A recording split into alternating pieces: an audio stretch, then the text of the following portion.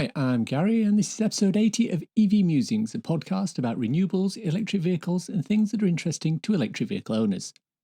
Today's show is the last in season 3, and as is becoming something of a tradition, we're holding a round table. Before we start, I wanted to thank everyone who's come along for the ride so far. We're at 80 episodes, which isn't bad for something I wanted to do after getting my first electric car 2 years ago. If you're an EV Musings patron, there's a special bonus episode coming in a week or so just for you and nobody else. Today we're holding roundtable number 3. Links to the previous 2 roundtables are in the show notes. If you listen to those episodes, you'll know that we have a number of specially invited guests who come on and lead the discussion on various topics of interest in the EV or renewable space. So let me start by introducing the members of the EV Musings roundtable. Firstly, we have Jordan Brompton, co-founder and chief marketing officer of My Energy. She's one of the driving forces behind the growth of home charging in the UK. You may have seen her on the Fully Charged show a couple of years ago, demonstrating her company's flagship product, the Zappy, to Robert Llewellyn on a rather windy Orkney, back when she was Jordan Gardner. Hello, Jordan. Hello, thank you for having me. Secondly, we have a returning guest from last season's roundtable episode, managing director of Fully Charged, and the man who sometimes has the unenviable job of saying no to Robert Llewellyn, as well as helping to put out all the great content on that channel.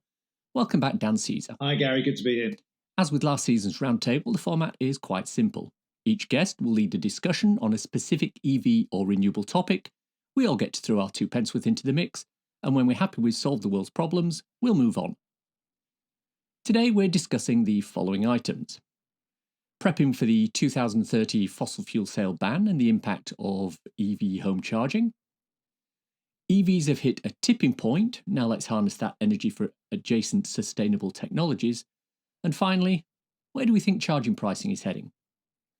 I'd like to start by inviting Jordan to open the discussion on her subject. Thank you so much for having me. And, I'm pretty keen to talk about this, the prepping of the 2030 ban on diesel and petrol cars, new cars, that is, and what we've got to do to get there. Obviously, my background, well, not obviously, because not everyone knows who I am, but my background is charging and renewable energy. So I've got quite a few things to say about it. But I thought it would be nice to open the hypothetical floor and speak to you, Gary, and Dan, and see what you've got to think about it. But I want to start with infrastructure because obviously that's the most common topic. People say there's no infrastructure for electric cars, and in the next 10 years, we've got to have a hell of a lot more infrastructure put in. Does it go far enough already? What cool tech are you seeing come out? I wanted to ask the question of, do you think our government should be doing more, and who can we take examples from? Norway is doing so much for the adoption of electric vehicles. And I don't know. I thought we could open it up, but I would definitely like to see a lot more domestic renewable energy, and I would like to see the government backing that and actual local authorities as well. But I've got a few more ideas. Dan? Well, I love this subject. I think it is infinitely fascinating. I think in the UK, charging infrastructure has sort of taken on a life of its own, and there's plenty of countries we can point to where infrastructure is not really an issue, and there are others we can point to where it's a bit of a patchwork quilt. And I think the UK is a little bit of the latter, but I think there's quite a lot of noise about this subject that's probably a bit disproportionate. I've actually never had any real issues in terms of charging around the UK. And I've been driving electric for 6 years, and not all of those in a Tesla. So I've had an i3 and I've had a Kona, and actually found the experience pretty straightforward. But then again, maybe I was kind of more open-minded to having a few problems because I was an early adopter and I was really keen and prepared to overlook a few of its shortcomings. So absolutely, the UK system's not perfect, but there are a few things going on really. From our perspective at Fully Charged, we think about it from a consumer perspective. And when we did a series a year or so ago with Maddie Moat called Maddie Goes Electric, she made a great point, really. You don't really worry about, if you have an iPhone, you don't really worry about how a Samsung charges or how it operates. You only worry about how your own phone operates and charges. So if you buy a Polestar, or if you buy a VW, or if you buy a Hyundai, whatever you buy, really that's what you're focused on. But the other end of the telescope is all us industry types, right down in the weeds of what does work and what doesn't work. And of course, that's right, because we have to look and prod at every single angle of how the infrastructure works. But consumers looking for often some different things. And the other thing I would say, because I could talk ad infinitum on the subject, is a lot of people typically think all this is going to happen at once and don't really think it through. We hear that from people all the time. What happens if you charge all these cars simultaneously? Will the grid break down? And obviously, National Grid have said many, many times that won't be the case. But in what world are we all going to suddenly be driving electric vehicles? It's not going to happen quite like that. I think it will happen quicker than most commentators think, but it's not going to happen instantaneously. And I think often, particularly journalists outside of this area, tend to make the mistake. They think, well, what's going to happen if this happens instantaneously? And frankly, if everyone wanted to drive a pure electric vehicle right now, we all know the car companies couldn't even begin to touch the sides of that demand. So infrastructure is very, very important. But I think that sometimes we navel gaze a bit about it in the UK. Definite improvements to be made, but actually there's quite a lot of charging in the UK, and a lot of it works pretty well. And yeah, I'd like to back that up, because there's actually, what most people that haven't even thought about switching to electric vehicles yet think is that there's no public infrastructure, but there's far more public charge points than there are actual fuel stations. And I think the common misconception is that people need to charge when they're out and about all the time, when most of the charging, if you are looking, if you do have a driveway and you can have a charger at home, most charging is done at home and at work. And there's so many smart ways now that chargers can work simultaneously with the grid to support the grid when there's pressure, or when there's plenty of wind generation and it needs using up. There's prompts now to start charging. That it's a common misconception that people say the grid's going to collapse. It's just not, as Dan says. It's also, I think the government could do. We've seen how well the government have educated people on the coronavirus, right? So if they really wanted to educate people on the importance of switching to electric, and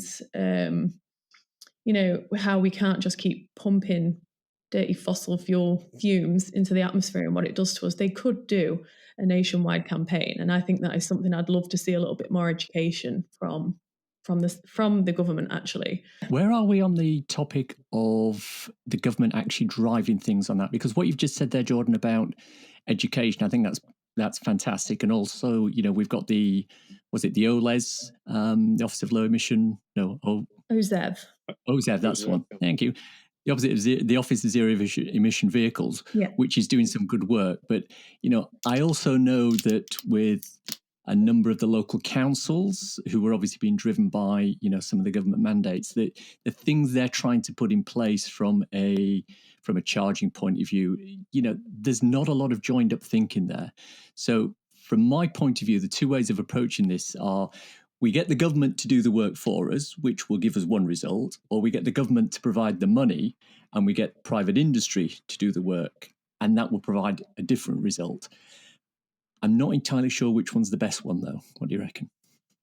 That's a really difficult question, and I can't.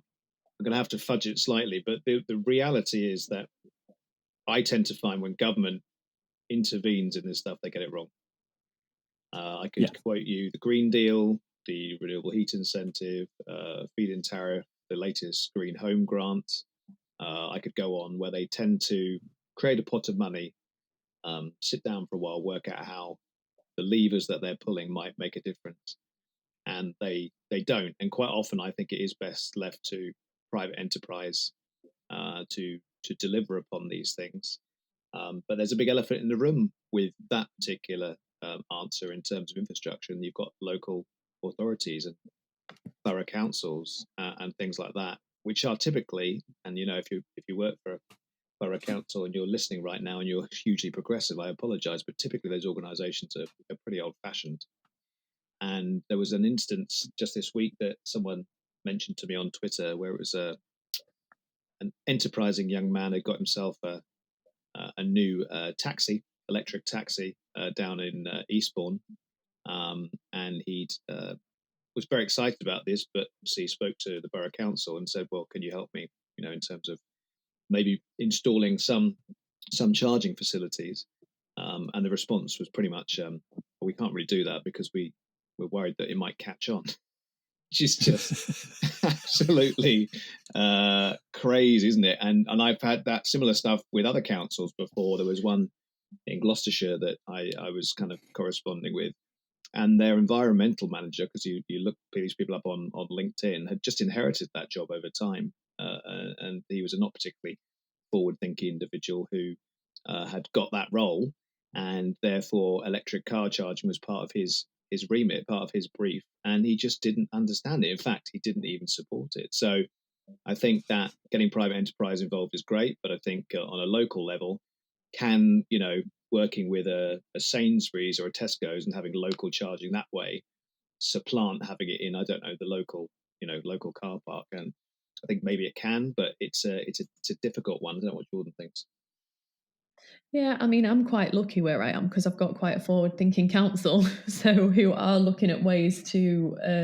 I think it's because my energy is based there, and we've sort of opened their eyes a little bit to the crazy industry that we're in and the growth of it, and the sort of proud and wanting to be a hub of that they're now starting to look at putting more infrastructure in, public charge points for people that don't have driveways and things, but. I agree, and I've seen and I don't want to say anything too negative because I do think the OLEV grant is good. OZEV recently changed to OZEV grant, but when you look at it over the last few years, again, it was something that wasn't really thought out at the very beginning, and it was set up with all best intentions, but then very quickly, as soon as a pot of money becomes available, that is when people sort of, potentially abuse it. And, chargers were going on people's walls, standard chargers, which is just a socket on a wall for £1,000 a piece. We all know, especially me as a manufacturer, know that it doesn't cost that to make these things. And, they were putting them on homes without explaining to people what they are, and now those ones are deemed not good enough because everybody, you have to go smart now because, we've quickly realized that you'll need a smart charger to be able to help load balance the home and not put too much pressure on the home's main fuse and not put pressure on the grid, or to help alleviate it at least. So there's definitely lessons that are needed to be learned within. But I do think the importance ahead of the 2030 ban of why we're switching to electric could be done through a national government campaign and an educational piece, but they'd need to speak to the private sector on how to do that, maybe get the right people involved. I think the problem I have with this private sector aspect of this, and we've had Ian Johnston from Osprey and Tom Callow from BP Pulse on the podcast to talk about this. Whenever a new charger goes in and somebody tweets about it and you read the replies, it's always, when are you going to put one in Mid Wales? When are you going to put one in the Northeast? There are these charging wastelands. And the short answer as to why the private sector is not doing that is because it's not financially viable to spend, £50,000 or £100,000 putting in a high-powered charger that might get used once every couple of days. So, if you put that in the hands of the private sector, they're obviously going to put lots and lots of chargers in, but they're going to put them in the places where they are going to be able to make the money rather than where the EV users are going to have the best experience of actually using them. And I'm not entirely sure how we can get around that issue. Yeah, well, I think that's a really good point. Sorry, Jordan. I mean, I think that it's the same for things like renewable heat incentive and things like that, right? You've got a certain group of people who are, fuel poor, and there's a different campaign for those people than people who might take up the renewable heat incentive, which has largely been kind of people from sort of upper middle classes who've got kind of disposable income. I think in the case of resource poorness, whether it's broadband or it's EV charging, whatever, if there are areas that are cut off, people that are cut off economically, geographically, then those people should be supported by central government. Completely.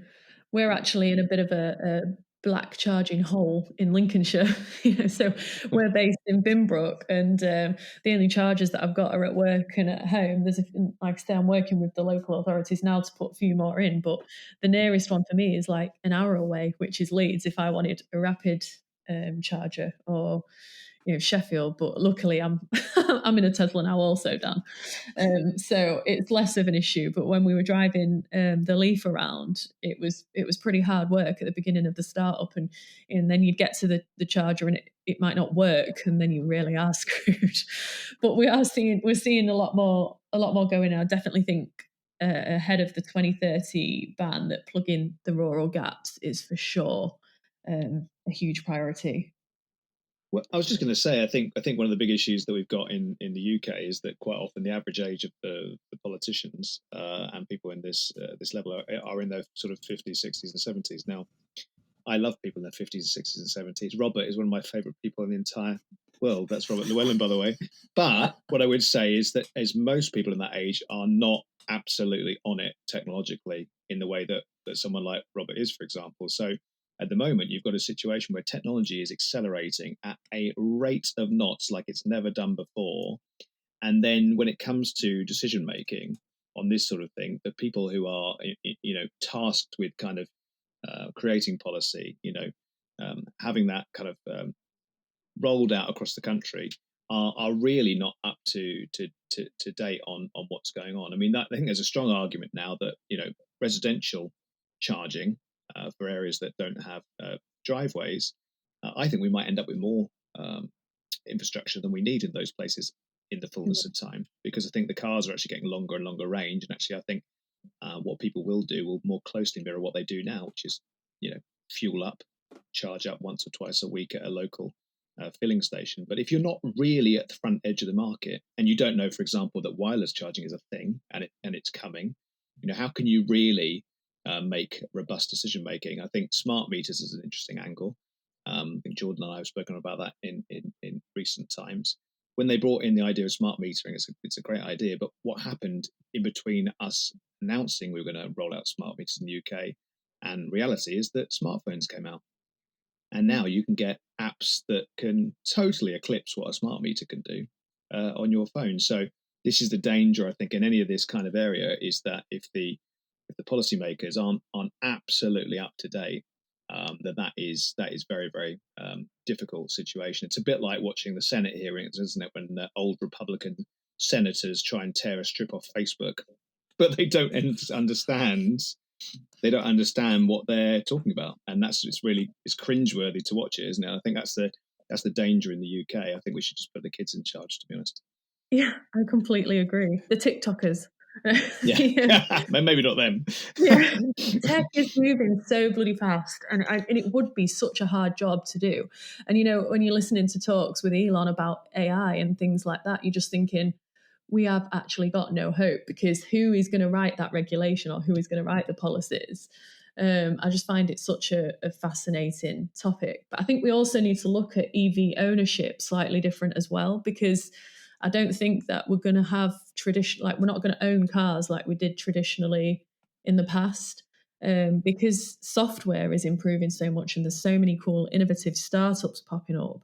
You're essentially going to be able to summon a car to come to you, or be able to lease a car for short periods of time, or rent a car for the weekend, an electric car. It might not be something that you even need to put the infrastructure in for in your own home, or if you own a flat or something, you might not need an electric car all the time. So I think there's going to be so many new diverse ways of driving and car ownership that I think it's just a really interesting space, to watch develop so fastly. So it would be a hard job for the policymakers, and I do feel for them a bit. So, Jordan, in your particular line of work primarily with the home chargers, what are the challenges you and your organisation see in prepping for 2030 for your specific niche, your specific market area? Honestly, it's managing growth, because we set up 4 years ago, and we were manufacturing renewable energy tech, and we just thought about bringing out this charger. And we did it. It was literally 6 of us with no real capital, no infrastructure, no manufacturing equipment. We just had an idea that the technology that we used in this particular power diverter might work well in an electric car charger. So we set about developing it, and as soon as we had the prototype sort of on the bench and working, I started reaching out to early adopters of EVs and, people that own solar panels and wind turbines, people I had within my network already. And so quickly we saw that this was, it's a niche, but it's something that we could see that was going to be quite popular. And we've never, ever since been able to catch up with orders. And no matter how we try and forecast the growth against the sale of EVs and against in the UK and Germany, because we sell into Germany as well, we're nowhere near. So every time we ramp up, we have to ramp up again, which is obviously a lovely problem to have, but it's honestly growth. I think this thing is coming far faster than anybody anticipated. And even, with the ban in 2030, there's that conscious shift that's happened. And we're starting to switch into that mainstream market, that the mainstream drivers of petrol and diesel are twigging onto the fact that they might want an electric car. And we just can't keep up. We're trying, but that is honestly the biggest headache. And we just want to, we've got so many ideas for new products. It's innovation. It's trying to innovate fast enough and bring our ideas to fruition. It is definitely an enviable position to be in, isn't it? It's nice. It's nice. I'm sending myself blind with stress, but it's nice. It's a good.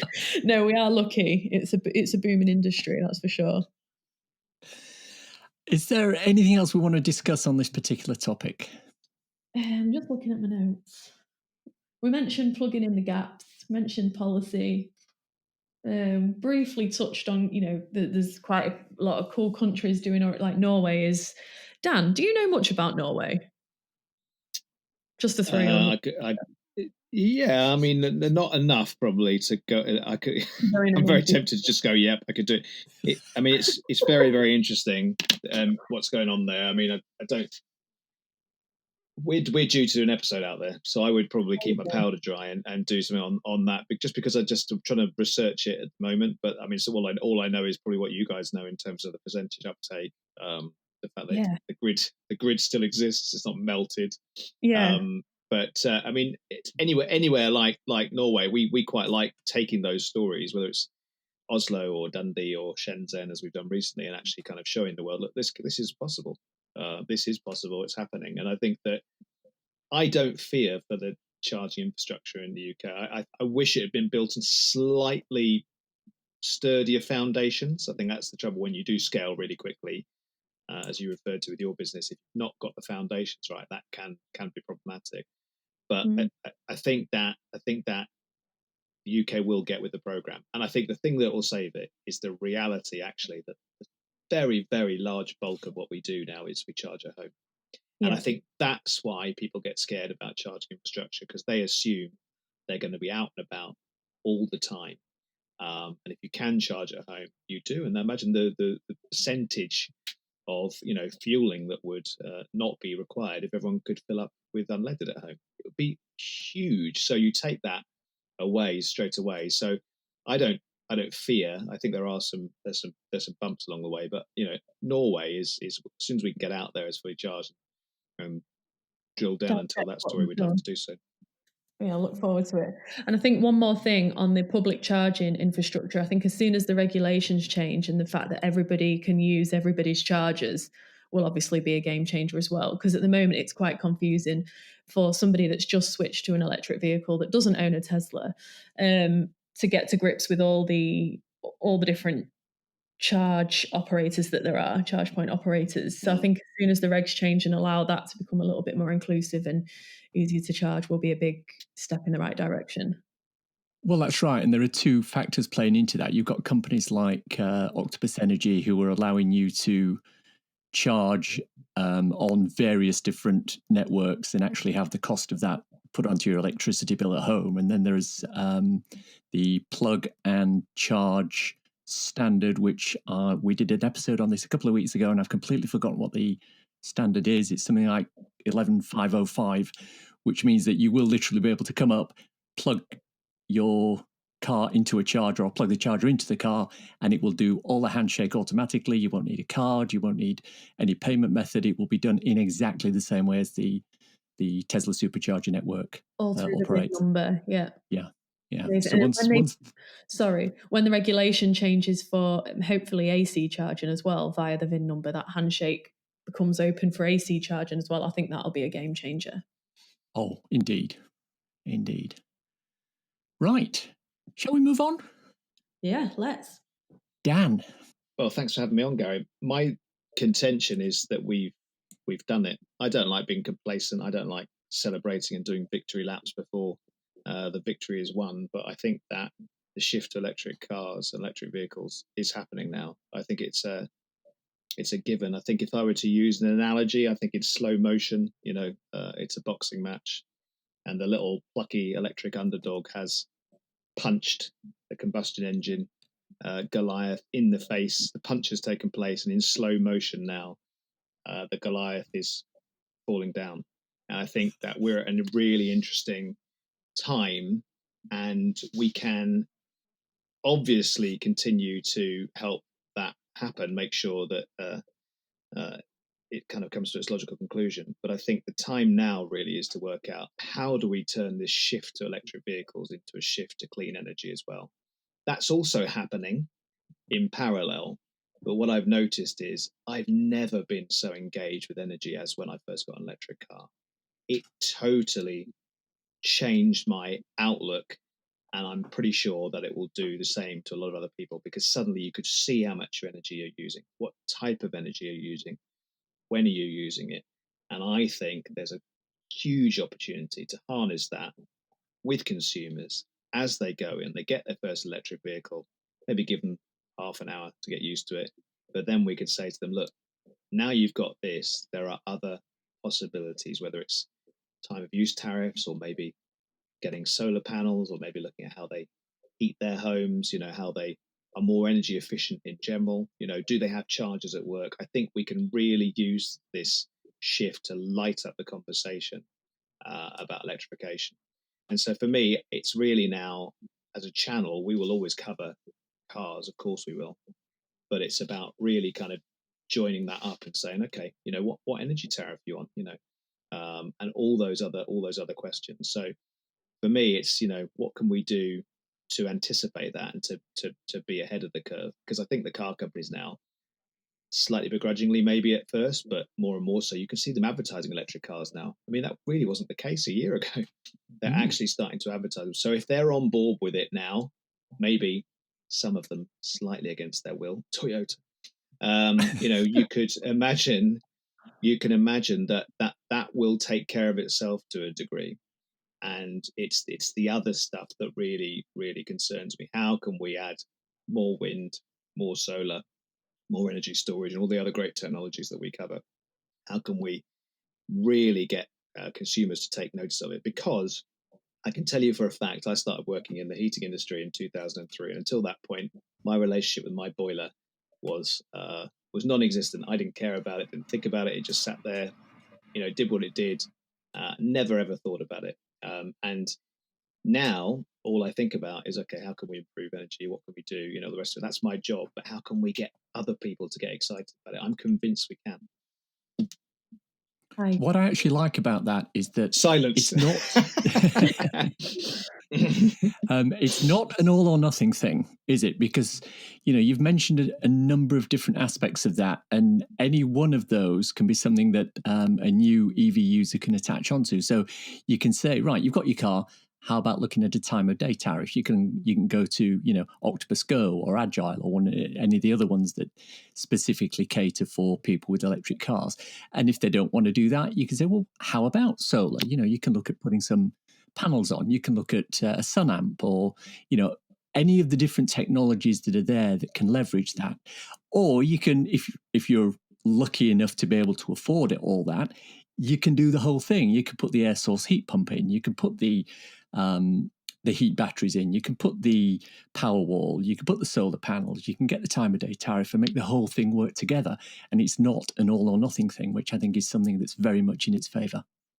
Absolutely. And it's something that's so close to my heart, because I just think, Dan, you're absolutely right. The second that you get an electric vehicle and you plug it in for that first time at home, and if your bill comes in after a month or two, and you're like, holy moly, like my electricity bill's gone up, and you're like, naturally, of course, it's going to, because you plug in a huge load into it and all of a sudden you forgot that you used to pay for fuel. It's like that sort of thing that you have like a bit of a crossroads where you're like, oh my God, my bills have gone up.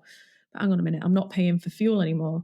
Never ever have we been able to look at how we power a car or fuel a car and actually not play the system, but use so many things to our advantage to drive that price cheaper and cheaper and cheaper. You couldn't go to a fuel station and start bartering with the lady behind the counter saying, I want like 5, 10p, 15p off that gallon or whatever. Now there's so many cool ways that you can actually start reducing your energy bills, and you can start you actually do start asking questions. You're like, where is this coming from, and how have I not been thinking about this for so long, and how much am I paying for my electricity right now? And it just starts sparking all those natural questions, and you think, right, I heard about solar panels back in the day. I wonder if there's still any grants on them, and oh, there's a heating incentive. You can get a heat pump grant now.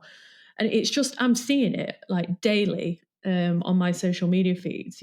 People, I'm 31, people my age are now starting to ask questions about energy and saying, oh, Jord, how much would it cost me to get a heat pump? Or, how much did it cost you to get your solar panels? I'm seriously considering it because my bills are like through the roof, and these people don't have EVs or anything yet, or haven't even thought about switching to a greener, cheaper tariff or charging off peak and things like that. So I think it's a real sexy topic at the moment. And I think it's because coronavirus as well, because we're all spending so much time at home. We've obviously all had that time to go, well, yeah, we're using a lot more energy than normal. How do I start getting this down? And it's only a positive thing, even if it comes from just wanting to save a few quid. At least people are now starting to think about it. And I'd just love to see a world where every home that could have solar or heat pumps, or even if it was a mini wind turbine, if we could get planning for it. How amazing would it be? I think there's never been a more important time to be as close to off grid as possible, but still have the reliance of the grid. I just think it's crazy exciting. You can imagine on Fully Charged. I mean, this is what really gets us up every day, is how do you communicate to consumers? And a lot of people are totally unengaged with it. This is a once in a generation opportunity to get people interested in this sort of thing, I think.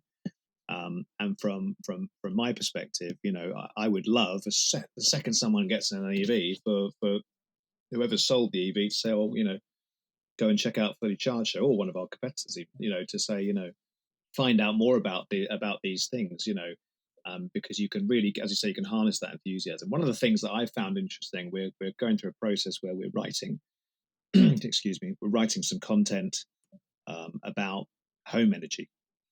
And that's been really, really interesting for me to do that. And I've been going through a process of how do we approach this? How do we tell this story? So it'll be more like a series rather than a one-off, the sort of thing we did for Mandy Goes Electric with cars, we're going to do for homes. And I know this area pretty well, and so I've been kind of piecing this story together. And one of the difficult things, I think, is for early adopter tech is it's quite expensive. I mean, the stuff that my energy produces excellent value, by the way, not my energy, but everything else is very expensive. And from my perspective, that's somewhat problematic. We put out an episode about car, and we say, look at this Porsche Taycan, isn't it wonderful? Or look at this Tesla, look at this Polestar, isn't it wonderful? And the problem is that leaves a vast majority of people kind of out in the cold, saying, well, I can't participate in that. And for me, that's not good enough. So what the home energy story is particularly good at doing is working it from the other end, which is actually saying, well, there are things that you can do cost effectively. There are cheap things that you can do, cheap measures you can do. There are insulation measures that you can do, and then you can move up the scale and do more little things like having aerated shower heads, just so you get more out of your hot water tank, for example. Just little techniques like that. And then, of course, there are other things you can do, which you can go up to. Get a heat pump, couldn't you? A bit more expensive, but perhaps 3 times more efficient than a boiler, so worth it in the long run. And there are other technologies as well. And I think it's it's about engaging people for sure. And when they get an EV, that's a great opportunity to do it. But it's also about inclusivity and making sure that everyone feels they can participate in this kind of revolution. And that goes back to the point I was sort of making earlier in the podcast, was that I think in the instance where people are fuel poor and they can't afford maybe to participate, that's where central government needs to step in and say, actually, we'll help you insulate, we'll help you, with your heating system, etc., etc. But generally speaking, I think this is a once in a generation opportunity, and it's all about communication. Until this point, 2010 to 2020 felt like a war of ideas. It's hydrogen versus electricity. It's old world versus new world. It feels like that kind of war is being won a little bit. And I speak to more and more people who are kind of really interested in electric vehicles. They can't all be zealots like me. I appreciate that, but I think there's a definite opportunity to kind of say to them, okay, well, this is the first step in your journey. And I think a lot of people now, because of coronavirus, because of the general kind of situation with climate emergency, are much more open-minded. You can mention it now, can't you, Jordan, at a dinner party, if we had them? You can mention it now without people looking at you like you've got 5 heads. Yeah. People are actually interested to talk to you about it. Yeah, for sure. I've found that a lot more in the last few years. I think there's 2 aspects to this which jump out at me. And one is there's an education aspect, because as we've said, once you get into it and you start to look, there's a huge amount of stuff there that you can look at, you can consider, and there needs to be some sort of centralized method of finding that, which maybe the government can deal with or whatever. But the second part of that is something that I know Fully Charged have touched on several times, which is the government needs to be implementing standards for things like new houses. New houses need to have heat pumps, they need to have solar, whatever it is, so that we're instilling in people that that's the standard as we go forward. And I think if you've got the standards in place and you've got the education, it becomes a lot easier for this to sort of gain critical mass and move forward. Completely agree. I mean, just sort of off topic, did any of you listen to Elon's and Joe Rogan's podcast that was just No. at the weekend? Because Elon mentioned about carbon tax, and it's not something that I've ever really thought of before, but I think it's such an obvious answer to help speed up this kind of technology and policy change, that if an actual carbon tax was introduced, you'd quickly see a lot of habits changing within large corporations, and even within government. It's well worth the listen, and just how he explains that. He says the markets work really well if everything's at the right price, and markets respond really well. Because we should be bringing down the tax on these things. We should be bringing down the price on these things and making it more accessible to everyone. I would love nothing more than to see everybody be able to afford, if they had a bit of roof space to be able to afford panels and maybe a small battery, or an eddy to heat the hot water for them. It should be something that everybody should have access to. And these types of businesses and these type of clean tech should be celebrated and not paying the same amount of tax as something that's a lot more damaging to the atmosphere. And Totally. I think it's a great idea. I'd vote for it. Yeah, there was you might have seen the campaign that started in the Express newspaper this week. I can't believe I'm even talking about it. Which I think Dale Vince and others were kind of involved in talking about actually how we need to go green, and it was quite interesting. I think the Sun followed suit a couple of days later with their own kind of green campaign. I mean, if that isn't a sea change, I don't know what is. But in that, Jordan, it was saying basically that the system is set up now still to incentivize, old energy, legacy, fossil fuel stuff, and not the new stuff. And I think it's absolutely, it's a great opportunity. I guess that countries have not wanted to shoot their establishment industries in the foot, but I do wonder now in Britain in particular, if we don't get onto the other foot quickly, that we might not be left behind, by Norway and China and the other countries that are really getting on with it. I mean, what would make us happier than having a battery factory or battery factories in the UK? I mean, maybe it would just be amazing, but at the moment it looks so excited. difficult. I absolutely love that. We're getting one, aren't we? Didn't I see something in the news that somebody's building a battery factory? There is one. I believe. Yeah. There is one planned, but it's pretty early and the details relatively light. So I don't want to put my tinfoil hat on and say it's not going to happen. But I would certainly say we want to get to the kind of the spades in the ground point of view. Sometimes these things are speculative and they can soak up a lot of investment money. So there's interest for organizations to say, oh, yeah, this is happening. Isn't it great? And for every Tesla, we've seen a Nikola Motors, right? We've seen companies that will just take on investment, but with no real chance of going real. So Britain probably needs to have multiple battery factories in the works to make one or two happen, I think. So yeah, let's hope that happens here. And there's some really good things going on here, but I think it's a lot about entrepreneurs in the UK.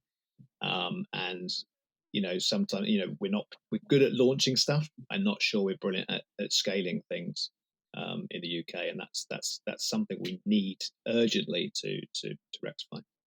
Anything else on this topic? I forgot what the topic was.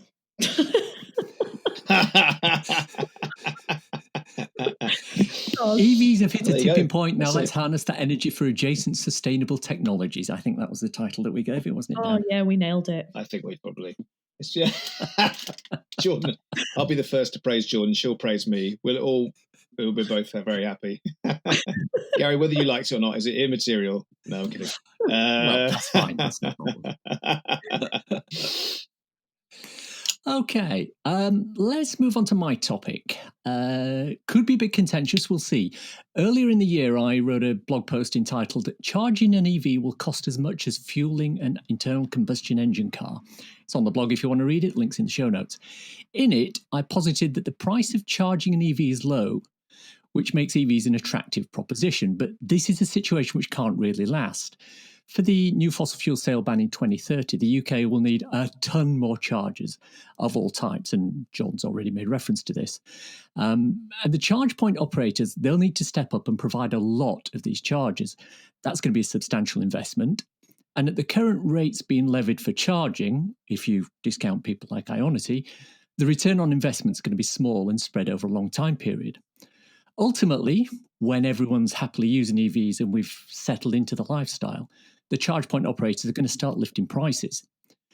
The secondary impact to the fossil fuel sale ban will be a drop in the amount of fuel duty that the government's earning.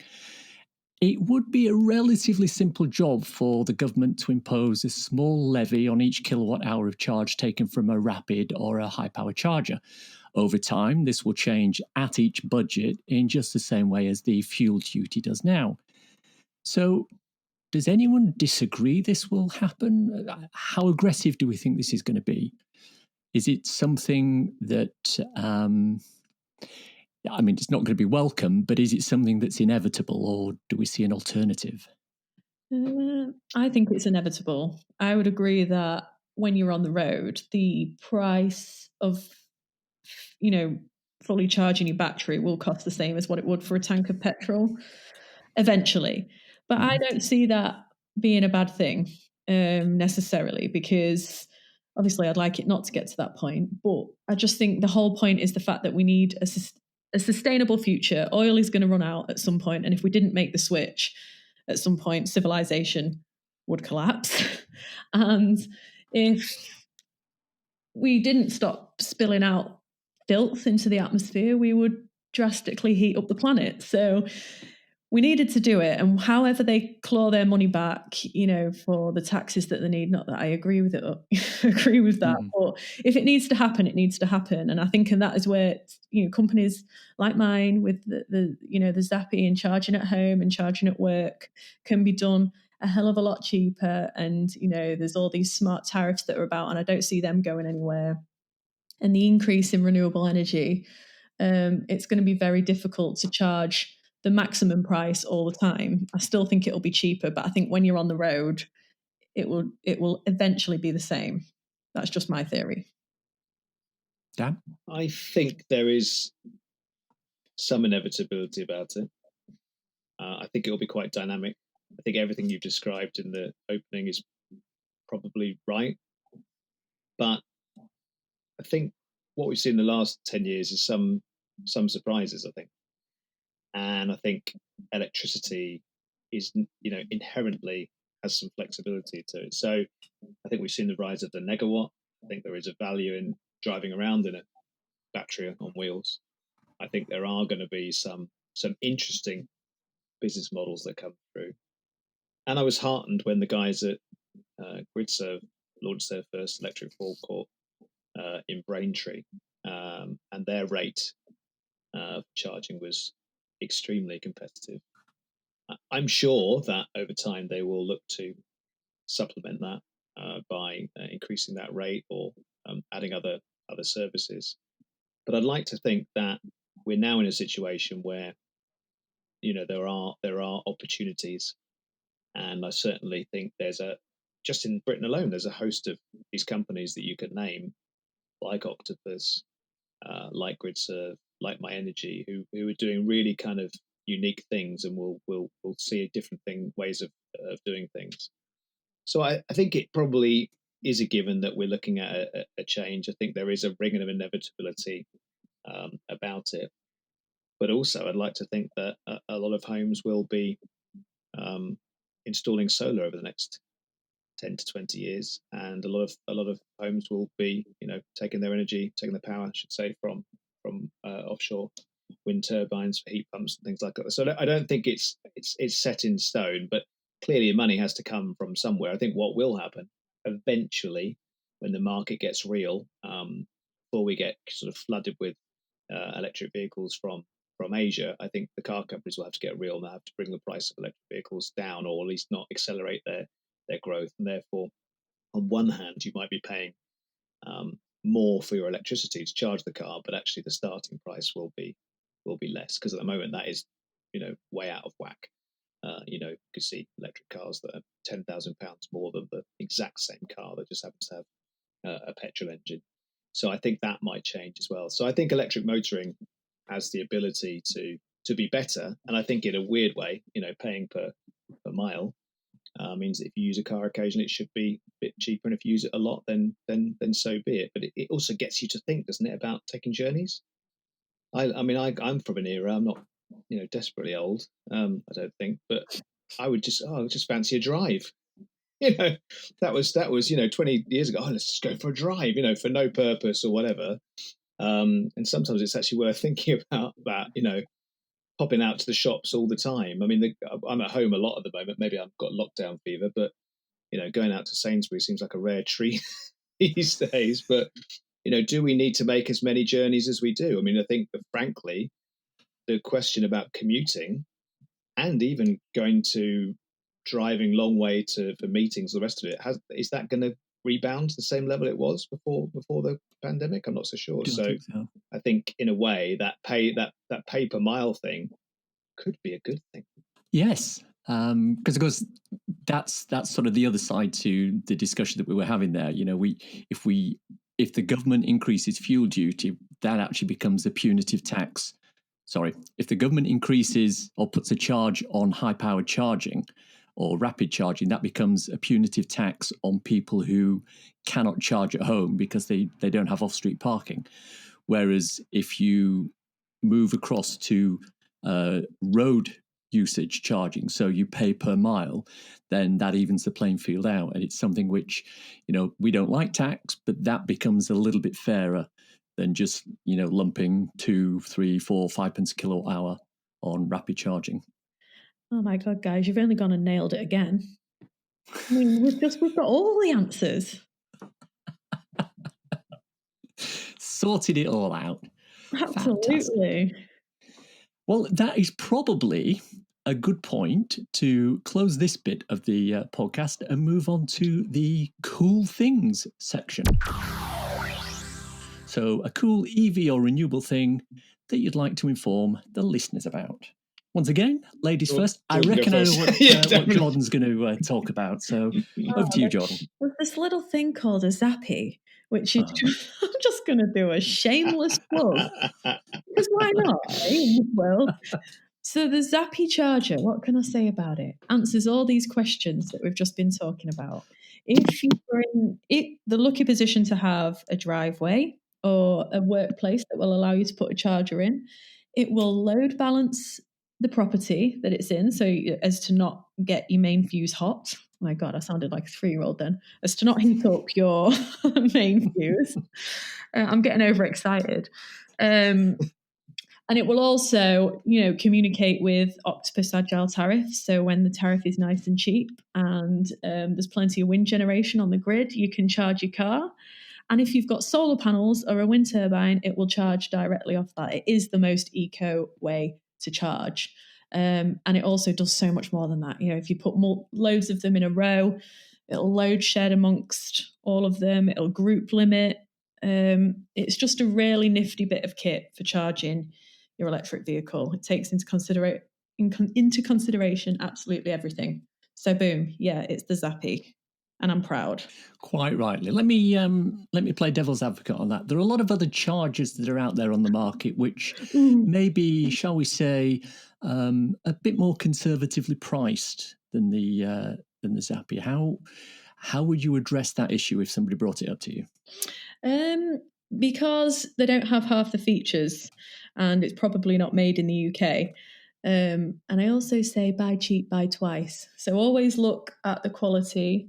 We've got a lot of tech in there, which means that you don't have to fit earth rods, and it is one of the safest chargers on the market to fit, and it will work in all scenarios. Depending if you've got a home battery, like I said, if you've got solar panels, work with the tariffs. All that stuff requires extra hardware, which obviously means there's a bit of an extra cost. So it just depends on what kind of quality you want. Excellent answer. Thank you. Dan? I am pretty much the luckiest person alive, and I get to look at all the different things that are going on around the world from a tech point of view. So I could answer this question in any number of ways. For example, one of the things we're really excited at the moment about is going to a wind turbine recycling business in Europe when we're allowed to.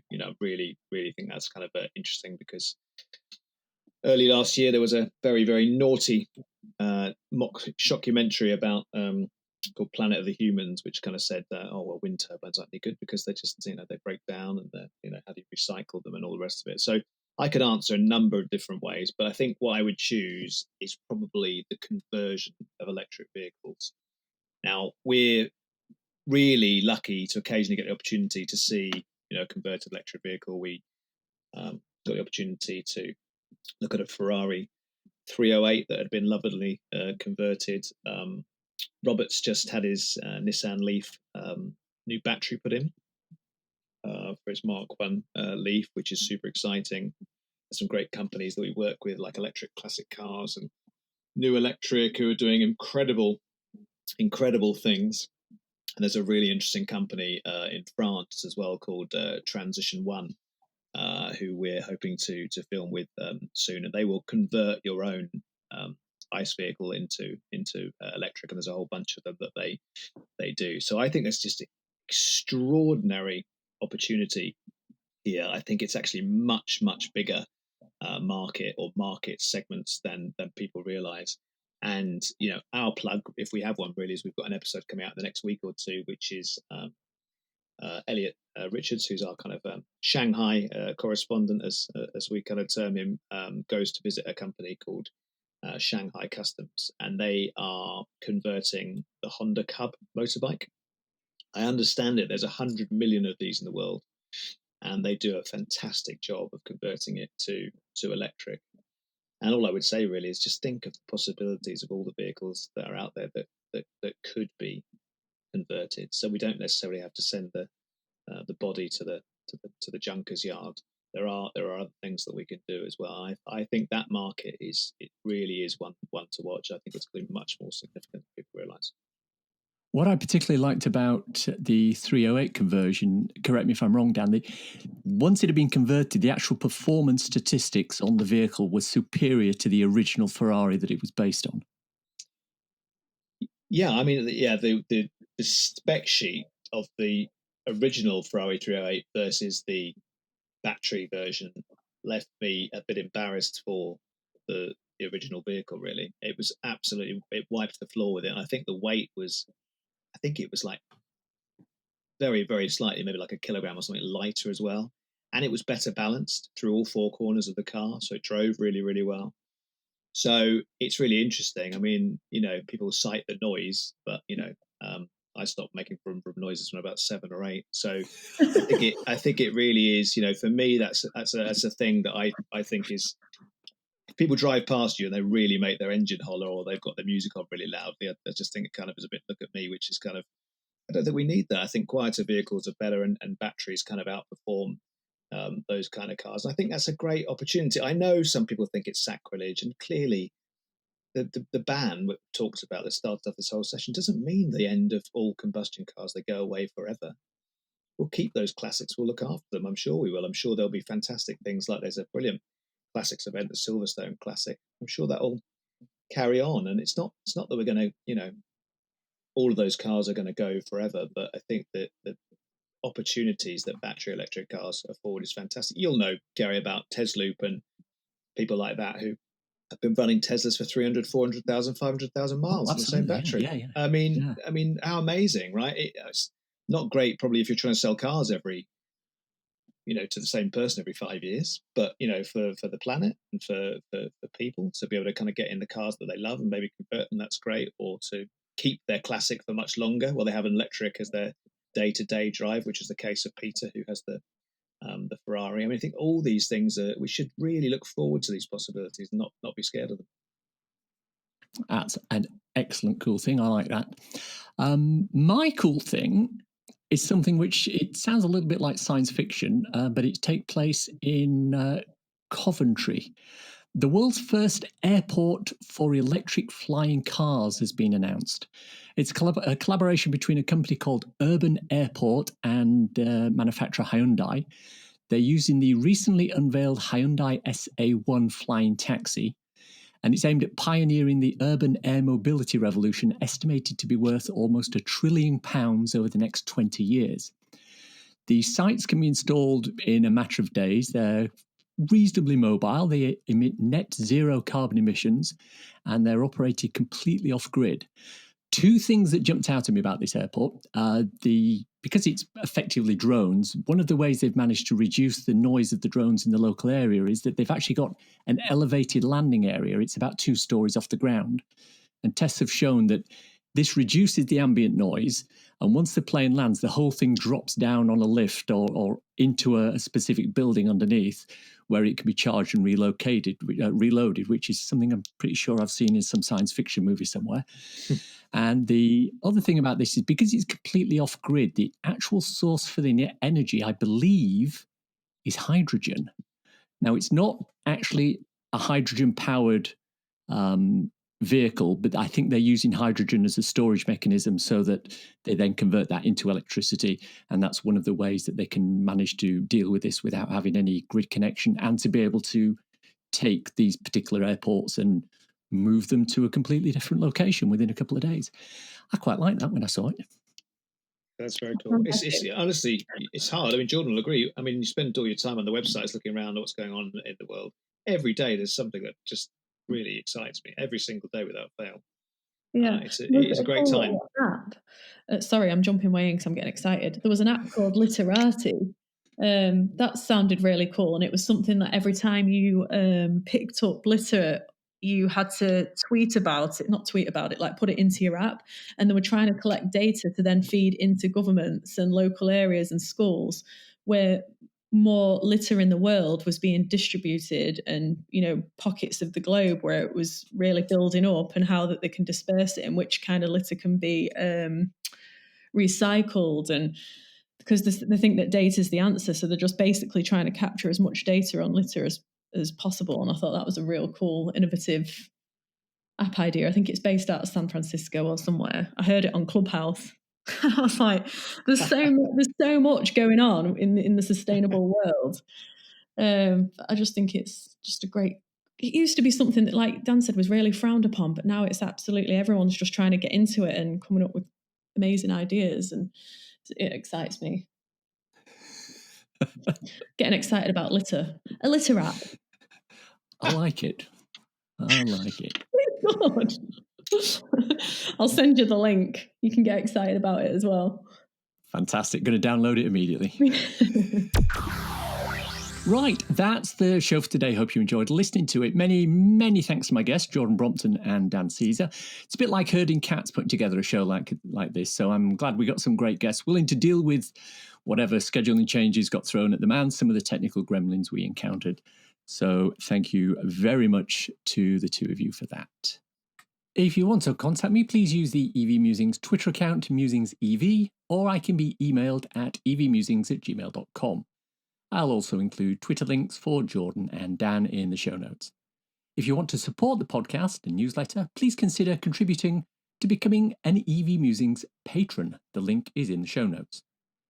If you want a quick reference ebook to read on your Kindle, I wrote a little something called So You've Gone Electric. It's available on Amazon worldwide for the measly sum of 99p or equivalent, and is a great little introduction to living with an electric car.